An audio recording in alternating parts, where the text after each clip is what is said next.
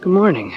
Well, I had filmed this earlier this week, but looks like the footage got lost somewhere, so we're doing it again. When I filmed it, I had more than a week left before Cowboy. Now we're down to less than that, so it's Sunday today. It's my last long run day, and really it's split between yesterday and today. So I did 2 hours last night, got an hour and a half this morning, so let's go for a run.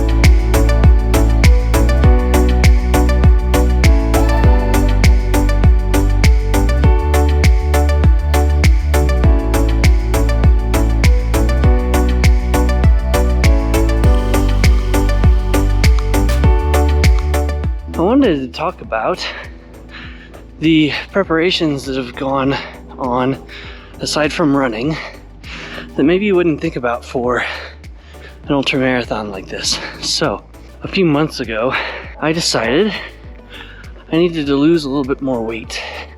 My joints were feeling the miles, so I set a goal, started towards it. Turns out I'm probably gonna miss it, and that's okay. I came really, really close.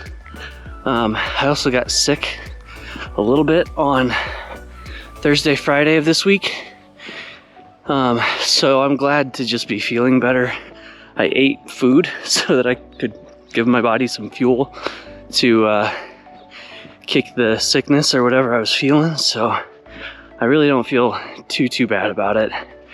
But that's just one mechanism, right? So trying to lose a little bit of weight, then the thought was, I hit the number, since it's Sunday, probably about tomorrow, or I get as close to it as possible. That's where we're at. And then we forget about it, and we eat food that sounds good when we're hungry. We pack on a few extra easy to lose pounds for the beginning of the race. So that's still the plan. I will still be working towards it until tomorrow evening, and then I'm gonna have a kind of Ben and Jerry's, and I'm not gonna worry about my weight until I don't know when. That's in progress. Then you have gear acquisition, and more importantly, gear customization, right? So as you might imagine, for a 200-mile race, there's a lot of stuff that you have to have with you all the time and available to you, depending on various conditions that might arise. Hot, cold, rainy. That's really about all we're super concerned about in Nebraska in September. I don't think there should be any snow. So we've been picking up the necessary pieces. I have some UPF gear, trekking poles, all that kind of stuff. And a lot of it we got to test at Great Divide, found out what worked, what didn't. But there's been a lot more of that kind of refining the kit, making sure I have all the things I need, and then the things that don't work right out of the box, finding ways to make them work for me. Last night I carried my Kogala, my hip light or waist light. I used a fuel belt for it, and at Great Divide the battery pack kept falling out and it was really irritating, so I sewed Velcro onto part of that waist pack that I used to carry my light. Needed customized. The poles that I use, I was having a really hard time extending them. Well, if you unscrew the bottom portion, you can actually get to the knot that allows the poles to extend a little bit more before it hits the spring and the limiter and all that kind of fun stuff. So I extended the knot there. It's that kind of stuff that's been going on, right? So making sure my hats fit, that I can get my hair the way I want it, that's comfortable, not like I have it right now. This is not comfortable. And finding the things that I needed to fix, correct, and customize so that they work for me come race day. Then there's the nutritional piece of this, right? So, I've been going through with my chronic kidney disease, trying to find new things that work for me. And been kind of playing with some things over the last few weeks on my long runs. I tried bouillon cubes as another source of complex sodium. It's not for me. My nephrologist uses it and he suggested it, and I tried it and I wanted to about throw up. Not far enough into a run Yeah, I guess that's what I get for filming outside. But I tried it. He suggested it. He uses it. I wanted to throw up about 45 minutes in, and that's not far enough to be throwing up on a long run. So that's a no-go.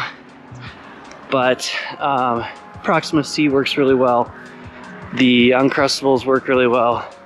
The McDonald's cheeseburgers worked really well. I know there's some broth that I'll have. So there's also been food acquisition.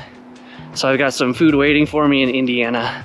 I fly out in a couple of days and I'll pick that food up on the way to Cincinnati. So then a few weeks ago, I started working on a pace chart. And that pace chart kind of includes 3 different possibilities for how this could go for me. And really, that means one of 3 things for me. It's either ideal, what is achievable. There's a 3rd category of everything's hit the fan and nothing goes well from the gun, which I don't think is gonna happen based on how I'm feeling today. But it just continues to get worse. And I have separate pace charts and aid station stops and sleep stops based on all 3 of those different scenarios. The likelihood and the way that it works is that I'll bounce back and forth between all 3 of those plans. Nothing lasts forever in one of these races. So if you start out and you feel good, that doesn't last forever. It's gonna change. You're gonna feel terrible at some point. And the opposite is also true. If you feel terrible during one of these races, that's not gonna last forever either. And that's gonna change and you will start feeling better. So I've got that, my crew has it, my family has it, so everybody knows as they're tracking me whether I'm in the ideal category, what is maybe a most likely scenario, or if everything's gone wrong and I'm feeling terrible and I need some encouragement. For right now, I'm working on packing. After this, I've got a lot of laundry to do. I've not stopped running. This might be the last run though. We'll kind of see what the plan says, and I'll have things if I need to be able to take a quick jog or 2 as we're traveling to the race and kind of figuring all that out. That's not super likely though, if I had to guess. It's probably gonna be chill, relax, get some sleep. That's the other part of the prep that will start Monday, Tuesday-ish, is sleep banking. So along with the weight that I've been working to lose, the caffeine tolerance break that we talked about a few weeks ago, which I am no coffee today or yesterday or Friday. So good or bad, it's been difficult, but I have no more caffeine. I'll start sleep banking on Monday and Tuesday. So what that means is I'll be working to get extra sleep on those days. Instead of shooting for 7 or 8 hours of sleep a night, I'll be shooting for more like 10 or 12. Trying to catch naps during the day, which will be easier on the road, and finding ways to get extra sleep in before the race starts. And that's a relatively new development in this distance of race as a sleep strategy.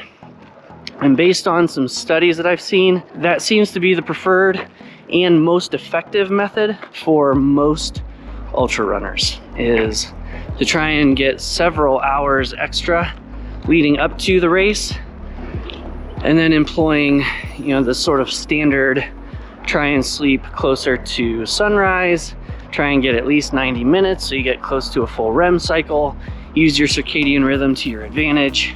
Those kinds of strategies during the race seem to be effective, so we're going to try it and see. Now you're hearing me say I'm trying 3 things for this race that, to my knowledge, have not really been put together before. It's the caffeine tolerance break, the weight fluctuation, because I'm not really losing weight for the race, losing it for just before the race, and then the sleep banking. It's kind of a new combination from what I can tell, and we're gonna see how it works out. We're gonna do as much as we can to film everything we can. I've got tons of batteries, tons of memory cards. Got another YouTuber who's coming along. Craig also runs a YouTube channel with his daughter, so he'll be around to help film too. We're gonna see how it goes. I've got an 8 a.m. arrival to the airport on Tuesday. I've got a pedicure tomorrow. Get those calluses taken off so we don't get a bunch of blisters under them. Then we spend like 4 hours at the Denver airport. It's only an hour away, but you try taking your only vehicle and parking it at an airport an hour away for 2 weeks with twin toddlers. Not a great idea. Then we're on to Indy. We drive out to Cincinnati to pick up the camper from a buddy of mine who is being so kind and letting us use it. Then we're driving to Nebraska over 2 days. Race starts on Friday. So by this time next week, hopefully I will be finished with this thing. Based on a couple of different plans, that's the goal. I think that's realistic, but this is a finish. This is not another scenario like Great Divide where we can just throw up our hands and say, I'm done. I did what I needed to do. At this race, doing what we need to do is a finish. So that's what we're gonna do. About another hour or so here, and that's it. In the meantime, you know what to do. All the YouTube algorithm stuff, like, comment, share, subscribe. If you got value out of this, send it to your friends who might also get value out of this, or send it to your enemies. Not picky. Till next time. Sharing this B-roll stuff, but this stretch here is maybe one of the most like the Cowboy sections I have run.